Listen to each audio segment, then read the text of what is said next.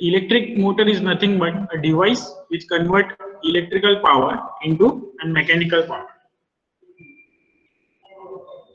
Here, the active electrical power is input to the stator winding. Here, this is the stator.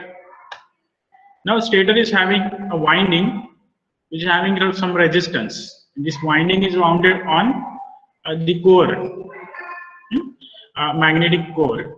So, in this winding, there will be a copper loss and iron loss.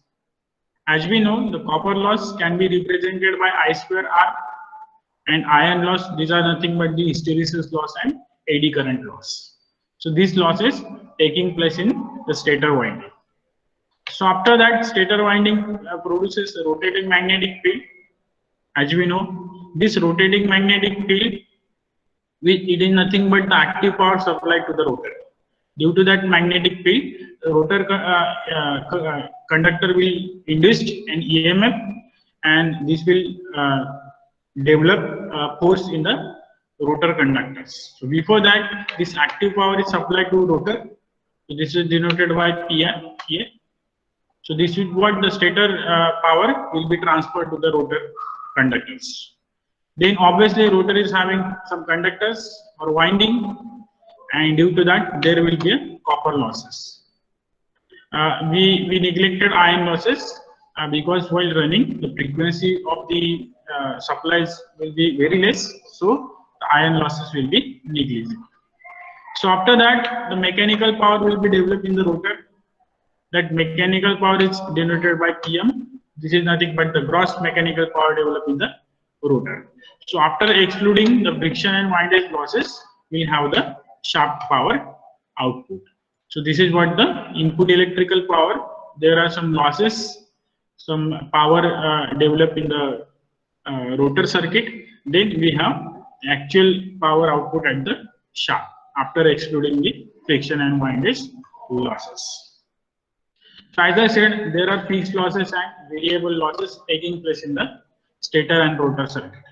In the stator circuit, there will be stator iron loss, stator copper loss, and in the rotor circuit, there will be a rotor copper loss, and at the output, there will be a friction and windage losses. These are called mechanical losses.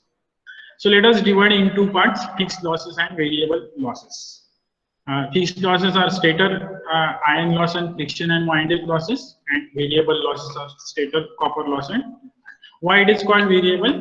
Because these are dependent on current, and current is variable according to the mechanical load. So that's why these are called variable losses. And fixed losses, these are voltage dependent, and this is mechanical losses which will be constant.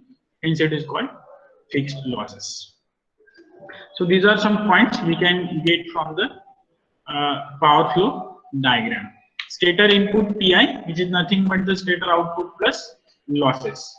Stator input, which is what? The stator output. This is what stator output. Active power supplied to rotor, which is nothing but the stator output. Rotor input and stator output, both are equal. Hence, the stator input is equal to stator output plus stator losses. And stator loss is nothing but stator iron loss plus stator copper loss. So we can subdivide. Here, as I said, rotor input is equal to stator output, because the same power or the entire power will be transferred to the rotor circuit through the electromagnetic induction. Now, mechanical power available PM is equal to PR minus rotor copper loss. As I said, mechanical power output is what? This input power minus losses. Output is nothing but input minus losses, and input is nothing but output plus losses. असा आपल्याला generally मिळत आहे. PM is equal to PR minus rotor copper losses. This is gross mechanical power available at the rotor output, and will produce a gross torque TG. Hence, the mechanical power at shaft P out is equal to PM minus friction and windage losses. So this is what the P output is equal to PM minus friction and windage losses. So we can write this, or we can write PM minus P output is equal to friction plus windage loss. If in a numerical it is asked to calculate the losses, mechanical losses, so we can use PM minus P output. Again, according to this, we can calculate some formulas. This will be required in solving numerical. As we know, the actual mechanical power P output at the shaft or output of any electric motor, it can be expressed by this formula. P is equal to 2 pi nt by 60. This is the general formula. This is what the output from any electric motor. P is the output power, 2 pi by 60, which is angular speed, 2 pi n by 60, which is angular velocity omega, and T be the torque. We can write P is equal to T into omega. Basically, this formula is like that. Power is equal to torque into angular velocity. Right? So 2 pi n by 2 pi nt by 60. Here n is the speed of motor in RPM and T is the torque developed in Newton meter. Right? So this formula becomes, when we calculate 60 by 2 pi and then we rearrange the torque equation, so we'll get 9.55 P by N, and obviously this will be measured in Newton meter. So this is why we rearrange this formula and then calculated the final equation for the torque. So if the gross output of the rotor of an induction motor is PM and its speed is n RPM, then there will be, this is the gross torque and this is the shaft torque. Only we have to change this power. Here PM with the mechanical power, gross mechanical power developed in the rotor. This is not the output power. Remember this. And at that time the torque developed will be gross torque. And P output, this is what the output power, actual output power. And at that time, the torque will be a shaft torque. Almost the windage and friction losses are small, so we can equate gross torque and shaft torque. This is hardly leads to any significant error. So this is the gross torque and shaft torque equation for the motor. In rotor output, if TG with the gross torque developed in the rotor circuit and N with the RPM, N with the speed in RPM, so we have gross rotor torque 2 pi n TG by 60. So this is what same formula. If there were no copper losses in the rotor, the output would be equal rotor input. Would be equal to rotor input, and the rotor would run at synchronous speed ns. So therefore, rotor input is equal to 2 pi ns TG by 60 watts. That is what the rotor copper loss is equal to rotor input minus rotor output. What we have written previously, the rotor input is equal to rotor output plus losses, or rotor output is equal to rotor input minus losses. So we can write rotor copper loss is equal to rotor input minus rotor output. So this is rotor input and this is rotor output. So we can put both equations here. So we have 2 pi TG by 60 ns minus n. So this is what the rotor copper loss. Right? These are from the previous equation. Previous equation was only rotor input is nothing but the output of the stator, and at that time the output of the stator, the speed of rotation will be ns, synchronous speed. So that's why it is taken here ns. So 2 pi TG by 60 ns minus n. So we can again conclude some other relations for motor. So first one is rotor copper loss by rotor input. Look at what we have now. Rotor copper loss is equal to 2 pi TG by 60 ns minus n. So what we get divided by rotor input. So rotor input we have this form. So याला जर याच्याने divide केलं तर काय ns minus n by ns म्हणजेच काय slip. Look at rotor copper loss divided by rotor input. So we'll get this term will get cancelled. This term will get cancelled. This ns will be as it is. So here ns minus n by ns. So that is nothing but the slip. Hence rotor copper loss is equal to s into rotor input. So we get this another formula. Simple formula. We simply multiply by s to the rotor input. So we will get the rotor copper loss. These are very important formulas for small wing numericals in terms of slip. Often the numerical asked in the university exam is based on this formula. Similarly, the next point is the gross rotor output. Gross rotor output, that means PM. Mechanical power developed in the rotor.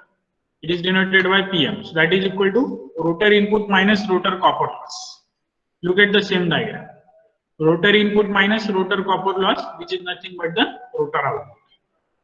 Again, we have this formula for rotor copper loss. So we can put the that formula here. Rotor input minus S into rotor input, which is nothing but the rotor input 1 minus S.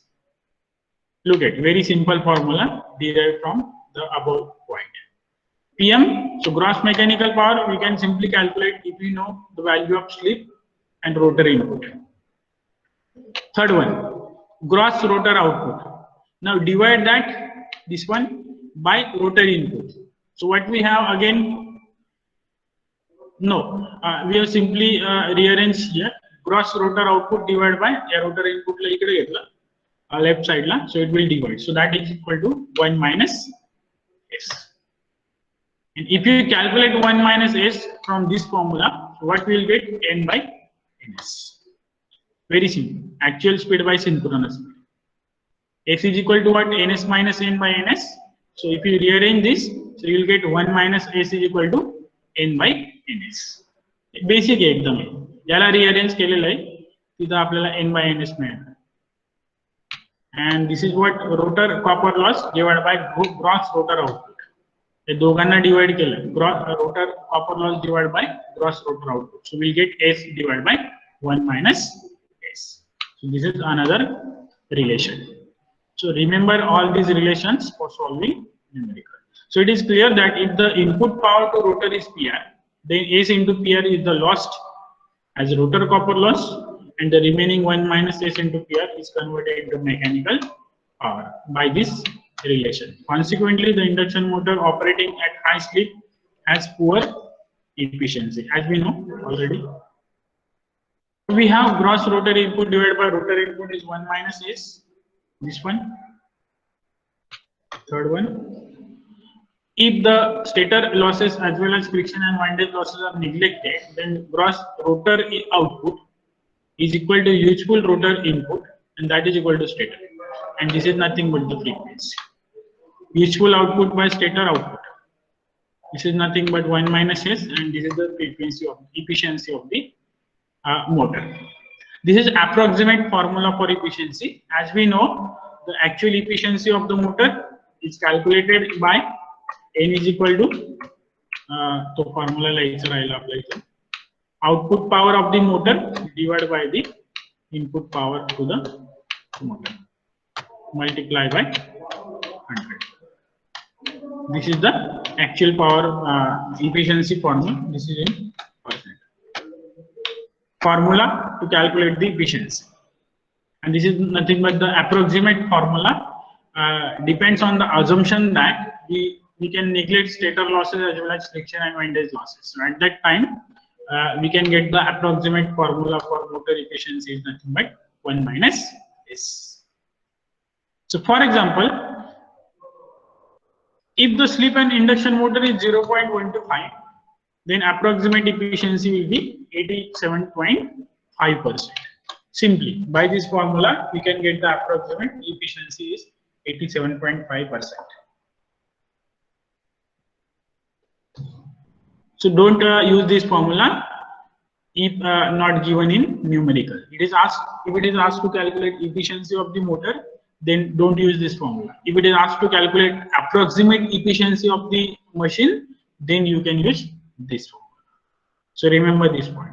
Otherwise, we have to use, for correct calculation, we have to use percentage efficiency is equal to P output, that is the output power of motor at shaft, and P input, that is electrical power, active electrical power input to the stator, multiply by 100. So remember all these formulas. So if you got this formula, then we'll take numerical on power stages. So if you have any doubt regarding this, you can ask. These are somewhat vast formulas for three-phase induction motor, but if you see step by step, then you will understand.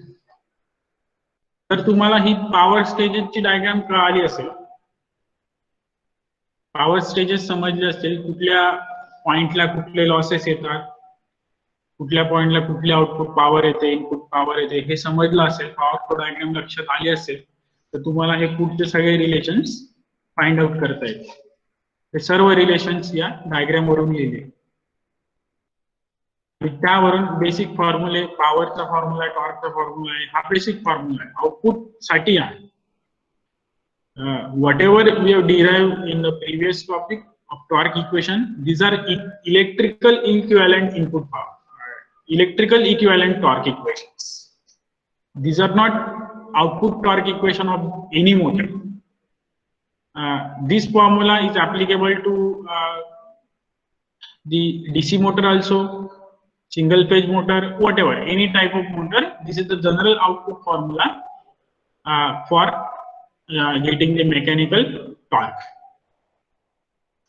So don't confuse in that case. तुम्ही म्हणाल sir आपण तर टॉर्कचा formula derive केला, त्या ठिकाणी तो काहीतरी वेगळाच आहे, K into S R2 E2 square divided by R2 square plus S2 square. So that is what the electrical equivalent torque equation, gross torque, की जो इलेक्ट्रिकली डेव्हलप होतो, right? And this is what the actual torque, mechanical torque available at the shaft. At that time, the mechanical power we have to consider. This P be the mechanical power, right? So don't confuse in that case, and remember all these formulae for solving numerical.